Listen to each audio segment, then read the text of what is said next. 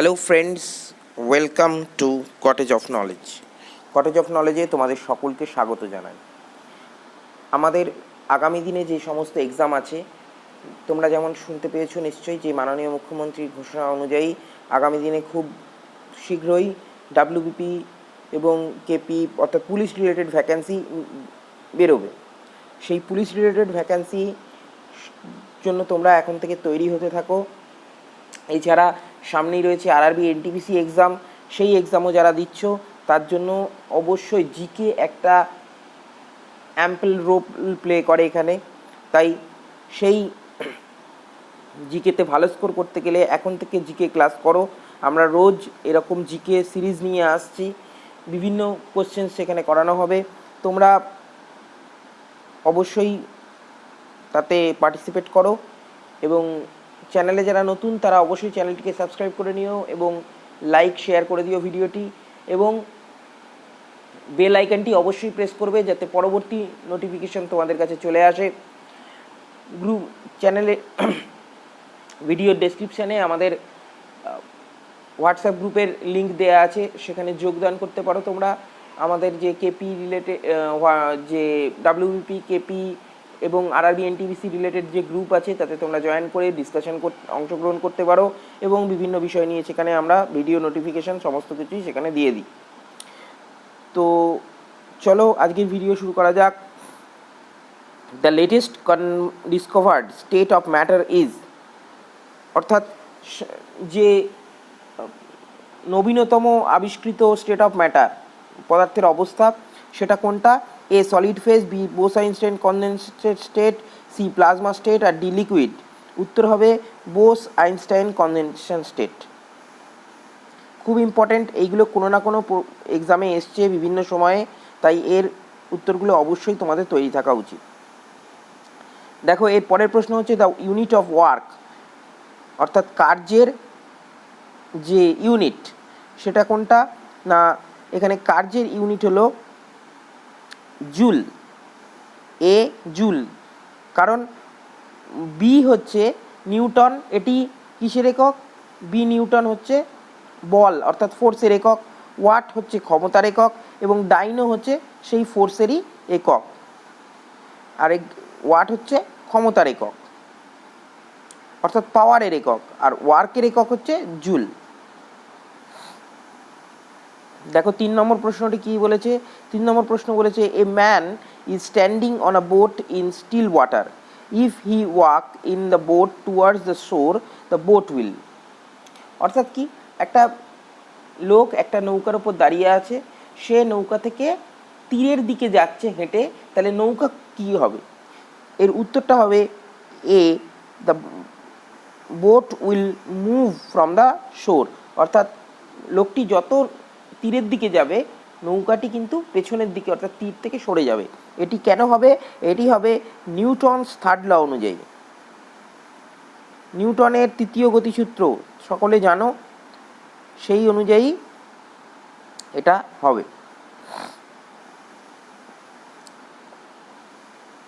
এরপর দেখো কি আছে, এর পরের প্রশ্নটা হচ্ছে light year is the unit of, অর্থাৎ আলোকবর্ষ কিসের একক?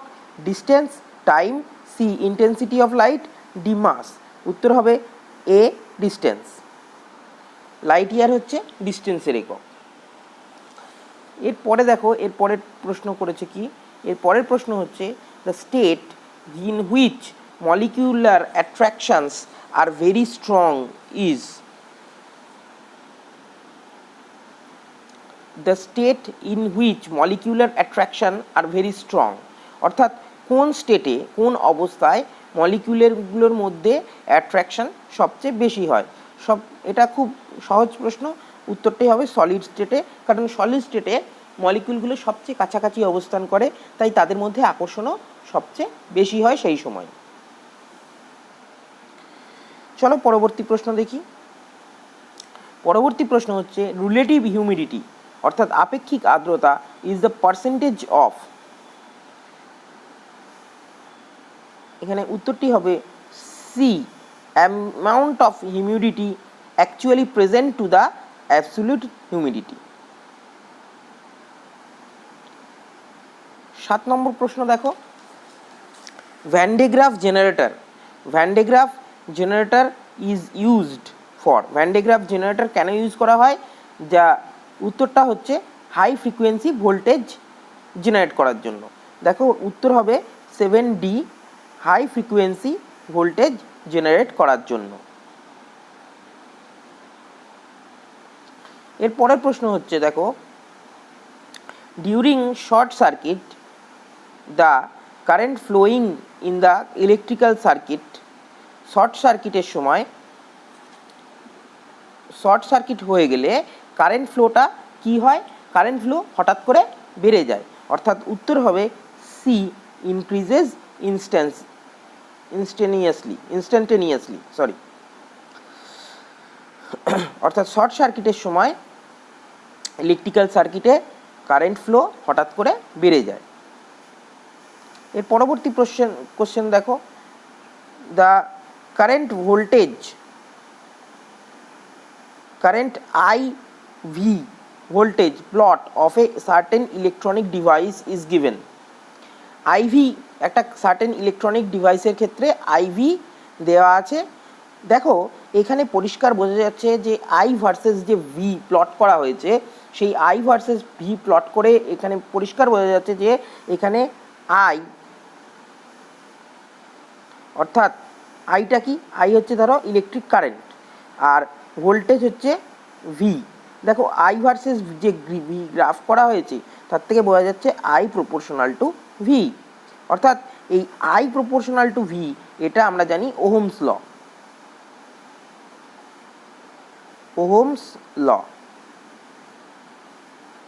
আই প্রপোর্শনাল টু ভি হচ্ছে ওহমস ল। তাহলে এবং একটা কন্ডাক্টরের ক্ষেত্রেই এই লটা মেনটেন করা হয়। একটা কোনো কন্ডাক্টর অর্থাৎ পরিবাহী বাংলায় যদি বলি আমি পরিবাহী, এই ওহমস ল মেনটেন করে। তাহলে এক্ষেত্রে এই গ্রাফটি দেখে বোঝা যাচ্ছে যে এর উত্তরটা হবে A conductor which obeys Ohm's law, একটা পরিবাহী যে ওহম ল মানে, অর্থাৎ মেনে চলে।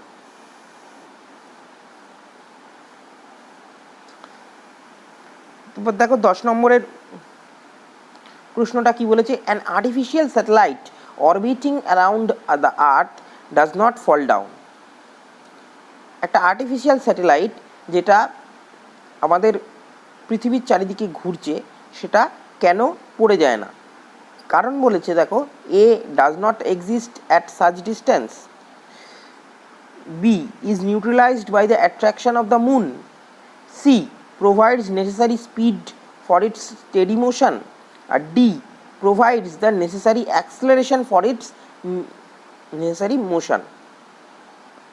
দেখো কি বলেছে না, অ্যাট্রাকশনটা অফ আর্থের যে অ্যাট্রাকশনটা, সেই অ্যাট্রাকশনটাই ওর নেসেসারি অ্যাক্সেলারেশনটা প্রোভাইড করে, সেই জন্য ওটা নিচে পড়ে যায় না, অর্থাৎ উত্তর হবে 10এরটা D, provides the necessary acceleration for its motion। এরপরে দেখো 11 নম্বর প্রশ্ন কি বলেছে, 11 নম্বর প্রশ্ন বলেছে the current electric current density is A vector quantity, B scalar quantity, C both, R D none। Electric current 11 নম্বরটা বলছে ইলেকট্রিক কারেন্ট একটা কি কোয়ান্টিটি? ইলেকট্রিক কারেন্ট একটা ভেক্টর কোয়ান্টিটি, কারণ এর কিন্তু একটা নির্দিষ্ট অভিমুখ আছে। ইলেকট্রিক কারেন্ট যেমন এর মান আছে তেমন কিন্তু ইলেকট্রিক কারেন্ট একটা নির্দিষ্ট অভিমুখে যায়, তাই এটি একটি ভেক্টর কোয়ান্টিটি। আমরা জানি ভেক্টর কোয়ান্টিটি তাকেই বলে যার মান ও অভিমুখ দুটিই আছে, তাই ইলেকট্রিক কারেন্ট একটা ভেক্টর কোয়ান্টিটি। চলো এর পরের প্রশ্নটা দেখে নিই। এর পরের প্রশ্ন আছে, the surface of a lake is frozen in severe winter, but the water at its bottom is still liquid. What is the reason? A, ice is a bad conductor of heat. B, since the surface of the lake is at the same temperature as that of air, no heat is lost. C, the density of water is maximum at 4 degrees Celsius. Actually C এই density of water 4 degree সেলসিয়াসে maximum হয়, এটাই হচ্ছে এর answer. কারণ 4 degree সেলসিয়াসে যেহেতু hit maximum হয় density, তাই ওই অংশটা, নিচের অংশটা জলের মানে যে অংশটা ভারী অর্থাৎ যার ডেন্সিটি বেশি সেটা নিচের দিকে অবস্থান করে, সেটি ওই জন্য তার টেম্পারেচারটাও কম থাকে, টেম্পারেচারটা 4 ডিগ্রি সেলসিয়াসে থাকে, কিন্তু ওপরের অংশটা 0 ডিগ্রিতে পৌঁছে যায় এবং বরফ হয়ে যায়। অ্যাকচুয়ালি এই অ্যান্সারগুলোর মধ্যে the density of water is maximum at 4 degree Celsius, this is the right answer. চলো এর পরের প্রশ্নটা দেখে নেওয়া যাক। এর পরের প্রশ্ন হচ্ছে লুমেন। এর পরের প্রশ্ন হচ্ছে lumen is the unit of,